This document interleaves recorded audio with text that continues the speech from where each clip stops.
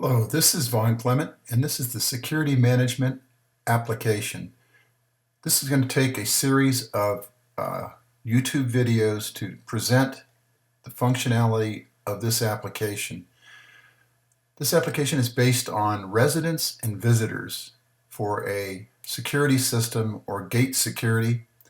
The purpose of this screen is a calendar which allows you to manage information. It's in its beginning stages where you have an administrator, which is the developer, and then what would happen if you click on this drop down, it gives you a count of the different screens that have calendars in them.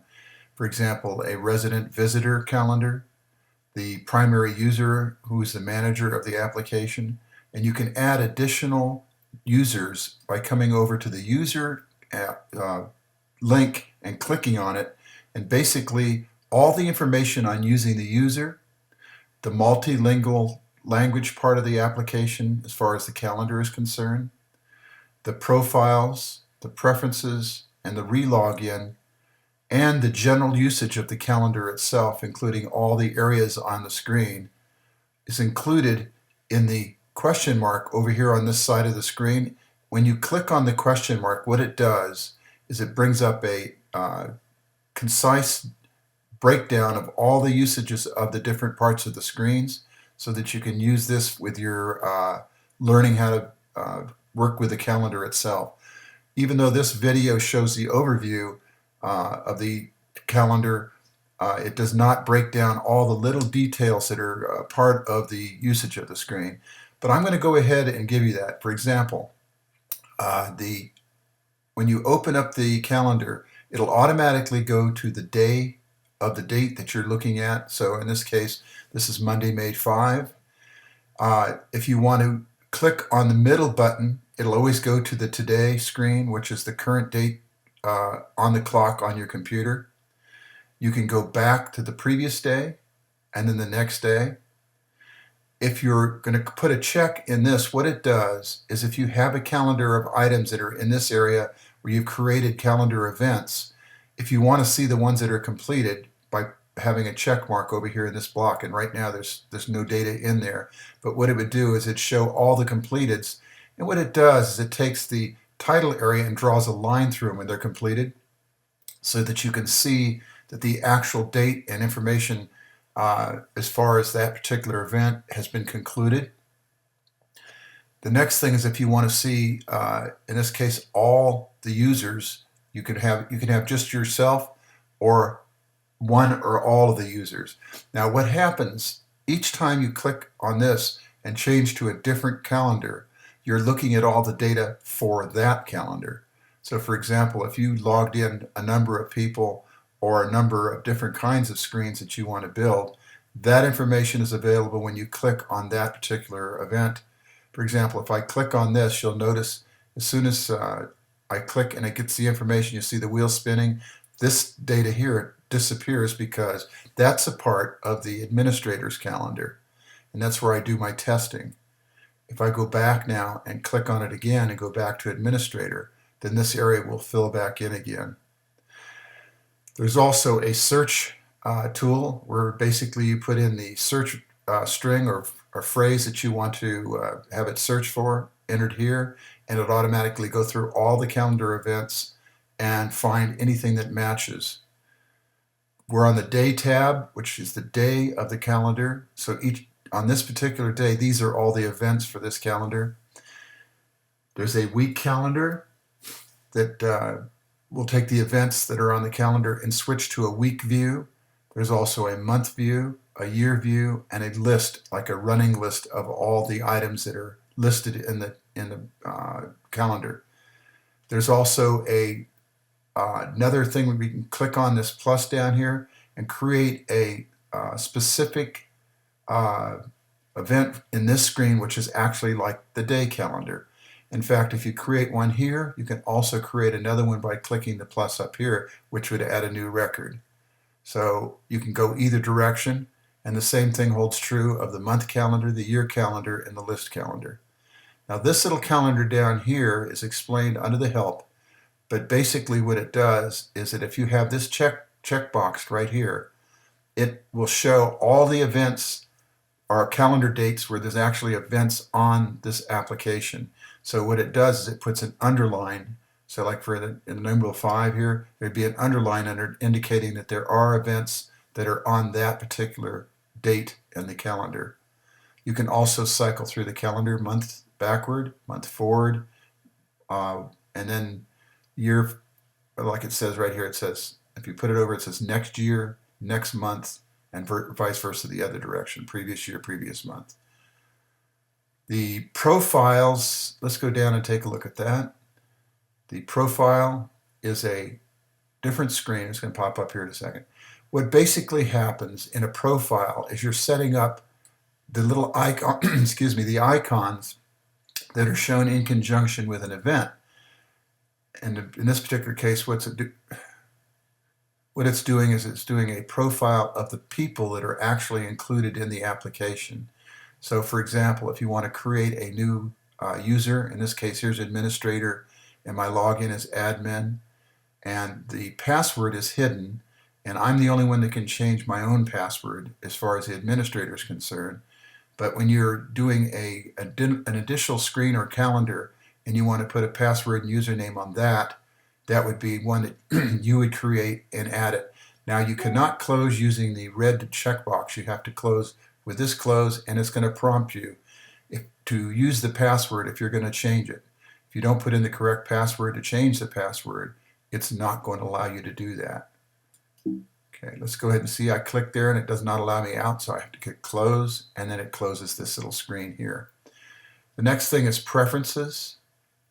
In the preferences screen, there's a number of possibilities that you can have, but I would probably tell you that in most cases, and I'll give you the one that people think they would like to have, and that's where if you change an event on anyone's calendar, that one person's calendar, if you have their email in their preferences as far as profiles, it will send an email to that person telling them that that event has changed. Well, that's fine, but some of my users have found out when you send a new email for the appointments or whatever, they get all kinds of emails every time somebody just changes anything in them, and they don't like that. So you just uncheck those particular email events if you don't want to have those. There is a graphic that is used for priorities, also for the today button and the scheduled date button, the current month and the after month. Now these can be changed. If you click on them, it gives you the option to change those. And then there are also appointment types. These little icons show up on the calendar next to the title of the appointment. So you can see very quickly by looking at the graphic what the actual thing is. In the case of a task, event, a meeting, an activity, an action item, a proposal, a deliverable, or a call. You can add additional ones. I suggest if you want to add additional ones, you can use the help, but if you have any issues, you can always contact me for assistance. Let's go ahead and close this. Now, under the multilingual at the top of the screen, I suggest if you're going to also use that you contact me for help, and then I will go ahead and assist you. In this particular case, the login and re-log in is the same thing as logging out and get you logging back in at a different user's information screen. Now, the administrator has the right to see all the different calendars, and the manager also, but not the individual users. They don't see each other's calendars. The users up here, when you're adding users, when you click on this screen, there will be a list that'll pop down that'll show you the different users. And what I'm going to do is I'm going to go ahead and pull it down as soon as it gets done loading it. But what it'll do is it'll put the users listed at the top of the screen. As soon as this thing gets done here, bear with me. We're doing this over the internet, and we're actually working on the cloud version. So sometimes the cloud version is a little slow in loading. So, okay, as we continue, you'll see that there's the administrator and this assistive administrator. There's the users, and you can have any number of calendars that you want for specific things. For example, if you had a shift change or an employee schedule, you could have an employee schedule that would show the times that they would be on the job, and that way you could indicate numbers of different people on the same dates. so that you'd see all the employees that are supposed to be working at a particular location. And that's just an example. You can get very creative with these calendars. Let's go back to the main calendar by clicking on the calendar itself. When you're in the main calendar, you'll note that this already has some items over here. And what these are is expired appointments. And this is where, for one reason or another, this event did not get completed and it was not checked as completed. And as soon as the date and time is hit, it will automatically change to this location here as an expired appointment in a red text, which indicates that it was not completed when it was supposed to be completed. And what you can do is click on this and it'll open up and show you the event. And what I'm going to do is I'm going to go ahead and create an event right now so you can see what it's like when you create an event. And the same screen that pops up to manage that event will be the same one like this one when you click on it to see that activity. To start a new event, you click on the new button over here, and what it's going to do is going to bring up the entry screen for the event. When you have an entry screen for the event, then we can go ahead and add that data for that event. When you have an event and you're starting a new one, the first thing you want to do is to go ahead and put in the title that is shown on the calendar. In this case, I'm going to put another one in there that just says test. Actually, let's do a little different than that. Let's say that we're going to have a visitor. And the resident name is Steve Jones.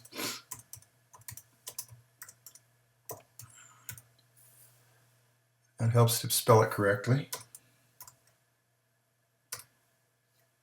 Okay, so we have Steve Jones, and if it's going to be a named person, you can go ahead and put their name in there.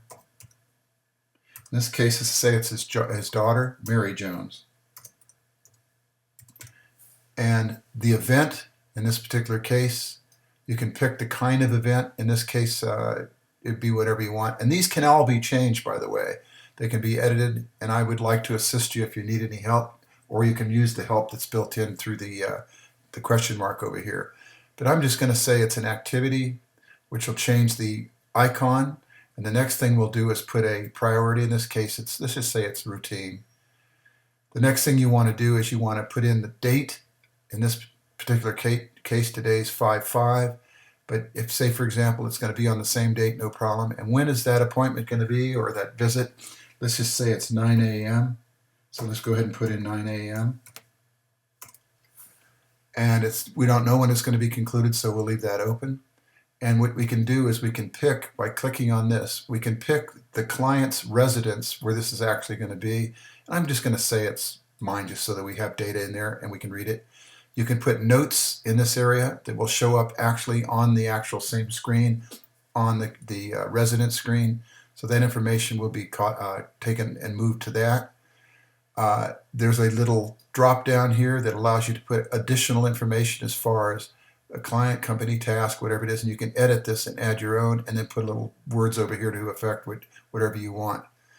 The repeat the event, that probably is not really specifically used in this kind of an environment, so I would not have to use that. When you're adding a message and you want to have it on different people's calendars, if you put a checkbox in there, it will show up in those different people that you put that on there. Like, for example, I'll do a residence visitor so that this will show up in all the different screens. There's one additional thing you can do in here. You can create a short narrative if you have to make notes, or you can add a separate note if it is a individual task type of a note where there's additional, for each line here you can add another comment and date it and put notes in there as well as the main note in here. And say, for example, it's going to be a party and there's going to be individuals coming, and there's certain things that you want to put in as additional notes to the party notes. You could create those by just saying new, and it would add those. As you add them, you'll see a number here for each one that you add. Now, if you have any questions as far as how this works, I suggest you get in touch with me by email or phone, and we can discuss whatever issues you might have. Now, to get out of here, you click the close, and you can see that it actually put the event in the calendar screen. It's the next sequencing event by the number here. the priority, who actually added it. In this case, I'm the admin, the date that it was added, and the date that it's due, or the due date. In this particular case, this is the date that it'd be completed. It's got the activity icon and the title and name of the title. And I'll show you as you conclude this, you would click in the checkbox, and what it'll do is it'll draw a line through the event so that you know that that one is completed. That way it won't show up over here as an event that was not concluded. Okay, and you can see how I put the line in it. Now, this is typical. If you click back on these, it'll open them, the past ones on the name, or you can click on the event arrow on here to revisit that same screen we just left to add this appointment. And as you'll notice, you can see down here that there is an underline under the 5th for this date, that there is an event available on that date. And the last thing I want to show you is that if I go to a different thing like the residence visitor part of the calendar, you're going to see that the residence visitor information, because I put a checkbox in when we had the other screen open, added this event. And in this particular case, on this person, because it's on their screen, and it is not complete unless they complete it. So they may have activities where they have to do something with this person, and then when they complete it, they would click the complete box, and then it would go ahead and show it completed. Now, there is the ability to delete a event right from the screen, and I suggest if you're going to delete them, consider that if they are historical, where you want to see the past information, do not delete the events. That way you can always go back and review that event on a date and time that you realize that that was available, so you don't have any issues with trying to remember from memory. Okay, as I stated before, you can contact me if you have any help needs, but I suggest you also use the video help like you're looking at here, or clicking on the support site if you need to go to the support site for some additional assistance. Thank you for taking this video.